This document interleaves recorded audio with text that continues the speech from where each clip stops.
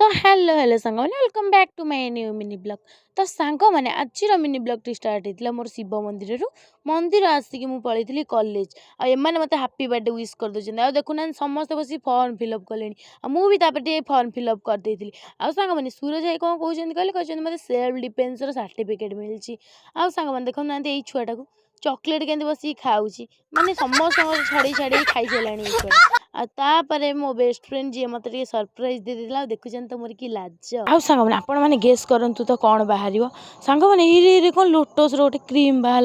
नाई नाई सांग मैंने भर कौन आउ गोटे गिफ्ट बाहर भर बाहर गोटे रिंगटे आ सांग मैंने ये मत पिंधे देता रिंग टाक